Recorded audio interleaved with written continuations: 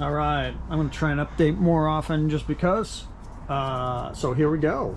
A little bit of an update. So on this one, this is the double Honda Aquatrax project.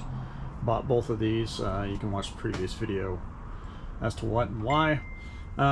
So this one was just pulling knock sensor codes. So we had the ECU sent off to Gentune.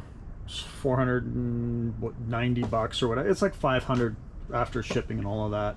So 500 bucks to get that fixed from Gentune. It removes the knock sensor code in there, and then or the knock sensors altogether, basically. And then I changed the oil, new spark plugs, took it out. Runs fantastic. Ran it for a couple hours. Good to go. Runs great, runs amazing, has 88 hours. This is basically done, except I did order, when I get it, I'll let you know. But I ordered some cleaner to, you can see there's like this black mildew kind of stuff up here. It's actually a little bit across, you know, it just happens over time. I ordered some cleaner on the forum online. They were mentioning there's this cleaner. I'm spacing the name right now, but when I get it and I clean this, I'll do a video on it, show you before and after. That's kind of the last thing on here. Maybe a little polishing. It's gonna need new foot mats here. These originals are just pulling up. I mean, they're what, 20 years old at this point. But other than that, good to go. Oh, also, I rented actually in the river, of all things, the Columbia River. And here is what I got. I want to show you guys because it worked really well. Let me get both parts. I got this little mixer unit that came with salt remover. And then I got a hose just at the garden center and just clipped it off. I'd say it's about 1, 2, 3, maybe 4 feet. And then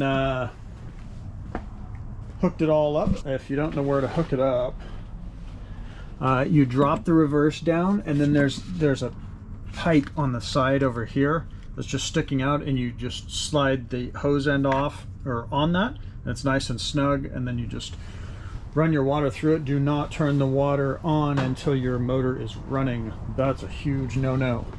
Run your motor, then turn it on. Also on here, there is an on-off valve, so you can have the water on and have this on off, and then it just pulls up all the anti-salt and runs it through, which is great. So there's that. Okay, so we got that handled. So that one's good to go. Really excited. Handles really well. So much fun. Super fast. I already got it up to 65, so I know we're good there. That ski's good. This ski, obviously, we're doing a little bit of work on. We're pulling the motor, as I walked through in the other video, so I don't need to repeat myself too much here. But let me walk through what's changed since then. Obviously, we've done the compression, so it's 150 in that cylinder, 150, 150, 120, 25. Here, that concerned me. I was maybe just going to run it. A lot of people said just run it. Don't worry about it. Thought about it. And I'm kind of a perfectionist, so ordered pistons and rings, and when I did, I got this, which is a singular piston. I was wondering why it was so cheap. You know, it comes with a pin, the rings, all of that. So I just ordered the other 3, so then I'll have 4 pistons and rings, and then we're probably going to pull the head, pull the bottom, and swap out all the pistons and rings. And I also bought a hone. I don't have it yet. I'll do a separate video. I bought a 3.5 inch ball hone, so once everything's pulled out, I can just run it through a few times, scuff it up, clean it up, and good to go. Maybe I'm crazy for doing that. Maybe I'm crazy for going this far, but hey, let's have some fun. Who cares? Blow the motor up, $3 grand, I'll get a new one, whatever.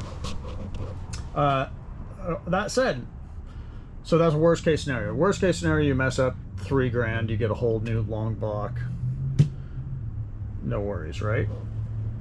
I did replace the O-rings in my oil cooler here. That's a common problem. I actually took the stock ones out, took them down to my Napa Auto Parts, and got them sized up that way, because the ones I got from Honda were slightly smaller than what was in here. Maybe that's because these have swelled over time, but I don't care. it felt like it, I just wanted something a little bit more sizable, so when this snugged up to it, it was a little bit holding it out. The ones they sent me, I could almost put this metal to metal before I felt any tension, if that makes any sense. So I just went, got the old ones sized and got those. What else? Let's take a look.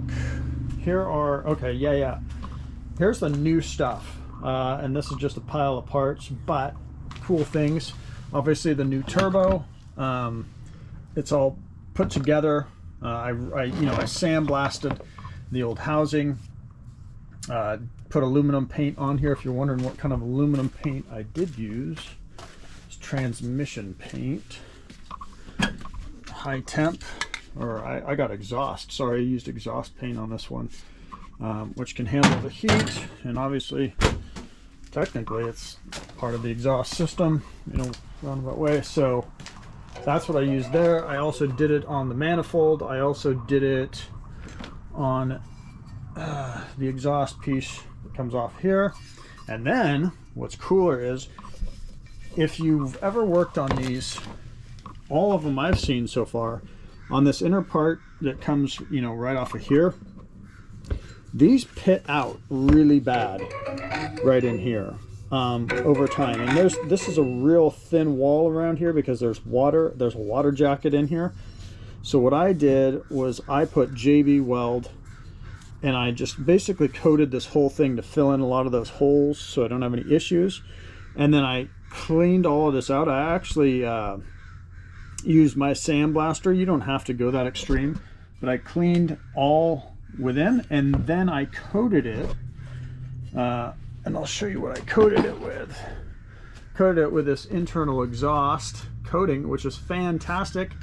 Comes with a a stock nozzle on it, but you really want the tube nozzle that comes with it, and then it sprays out this end, and it sprays like a 4-prong spray. So you just slide it in the middle of something and it basically sprays all around it. And I was able to do, let me show you everything I did. I did the exhaust manifold, so I just shoved it down each hole, and so everything's nice and coated now. It's all coated in there. I did all the exhaust pieces, like this one as well, and I even did the exhaust, I guess I'm just going to call it the exhaust box. So all the exhaust pieces, they're all cleaned, all coated on the inside. I mean, we just might as well take our time and clean this thing up. Really nice. I'll leave a link to this. I think, you can get it straight from Eastwood, obviously. I think I got this one off of Amazon, just for faster shipping. Seems like I get the Eastwood products a little faster when I order them off Amazon. So that's just my thought there. And of course, as I mentioned, new turbo, super stoked about that. Who can complain about a new turbo? And then I think that's it for now. Just excited to get it broken down. Pistons and rings, maybe I'll change my mind and not do that. Oh, I also got, they had mentioned that somebody had messed around with this old wiring harness, and you can see there is a lot of new tape around here, so I don't know what went on with it. But I did get, just off of eBay, 1 second here, a little bit of weight. Oh, sorry. I did get a new wiring harness as well for the RX 2004 RX12X. X, I should say. So that's it. A lot of work going into this. I just wanted to break it up so it's not just like all one video. We'll just get multiple videos, and then hopefully